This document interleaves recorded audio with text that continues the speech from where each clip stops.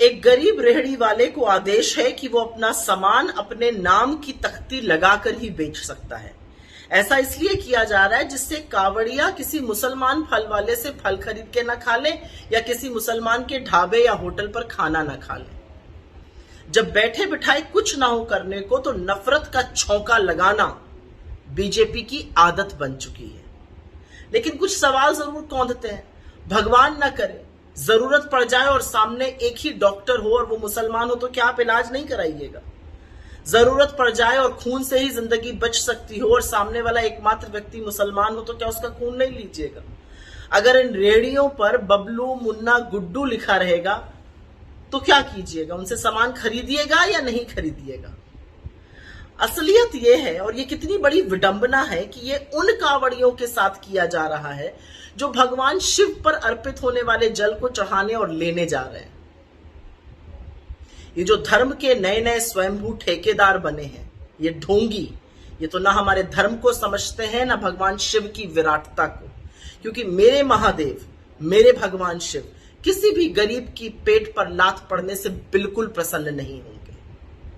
असलियत यह है कि ये वो डरपोक सरकारें और प्रशासन ऐसी कार्रवाई करते हैं जो अपनी विफलताओं को इनके पीछे छुपाना चाहते हैं।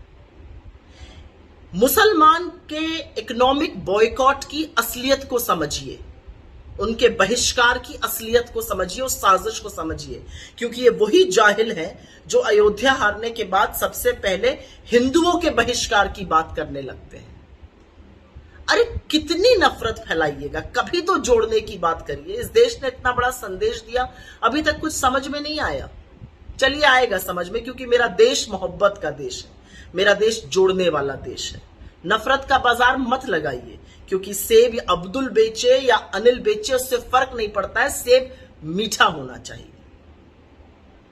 और कितना भी नफरत का बाजार लगाइए, जीत तो मोहब्बत की ही होगी। हर हर महादेव। जब भी बैठे बिठाए कोई काम ना हो तो उसमें कैसे नफरत का छौंक लगाना है, यह आपको बीजेपी की आदत बनती दिखाई देगी। कांवड़िया यात्रा करने जा रहे थे, क्या करते? जल लाते, अर्पित करते, शिव भक्त हैं। ये ना हिंदू धर्म को समझते हैं ना शिव जी की विराटता को समझते हैं। इन्होंने कहा तख्ती लगा दो, तख्ती पर बबलू लिखा रहेगा तो क्या करिएगा? खरीदिएगा कि नहीं खरीदिएगा? तख्ती पर गुड्डू लिखा रहेगा तो क्या करिएगा? मुन्ना लिखा रहेगा तो क्या करिएगा? क्या क्या तमाशे करते हैं ये लोग। मतलब कभी तो जोड़ने की बात करो, कितना तोड़ेंगे? इस देश ने आपकी इसी राजनीति को नकार कर 63 कम करके आपको बैसाखियों का सहारा दे दिया है। और मैं कुछ बोलूं इससे पहले इनके खुद के घटक दल क्या कह रहे हैं वो सुन लीजिए। आरजेडी से लेकर आरएलडी तक सब इसका विरोध कर रहे हैं और कह रहे हैं ऐसा कानून वापस होना चाहिए। हम क्या समाज बनाने जा रहे हैं? भगवान ना करे अगर एक्सीडेंट हो जाए और डॉक्टर वहां पर मुसलमान हो तो इलाज कराइएगा कि नहीं कराइएगा? खून अगर मुसलमान से लेना पड़े, एक ही व्यक्ति हो तो लीजिएगा कि नहीं लीजिएगा या मर जाइएगा? मतलब हम क्या समाज बना रहे हैं? हम किन चीजों में पढ़ रहे हैं? इन चीजों में इसलिए पढ़ रहे हैं जिससे कि आप इस भयावह इकोनॉमिक त्रासदी की, भयावह बेरोजगारी की, भयावह महंगाई की, आर्थिक असमानता की, बढ़ते हुए ऋण की, घटती हुई आय की, खत्म होती खोखली होती बचत की बात मत करिए।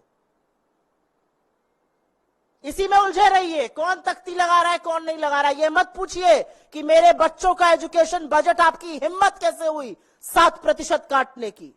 इसी में उलझे रहिए, कौन तख्ती लगाएगा कौन नहीं लगाएगा।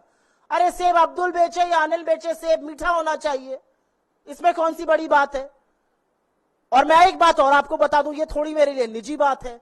ये जाहिल वही लोग हैं जो अयोध्या हारने पर हिंदुओं का बहिष्कार करने की वकालत कर रहे थे, जो कहते थे अयोध्या जाओ तो अपना पानी लेके जाओ, अपना खाना लेके जाओ, अपनी पूजा की सामग्री लेके जाओ। ये हिंदुओं का भी बहिष्कार करते हैं। ये किसी के सगे नहीं है, ये सिर्फ अपनी गंदी राजनीति की रोटियां सेकने का काम करते हैं। ऐसे नफरती चिंटुओं से बचना चाहिए। लेकिन असलियत यह है कि नफरत फैलाने के अलावा बीजेपी को दूसरा कोई काम नहीं आता है, लेकिन लोगों ने इसको नकार दिया है।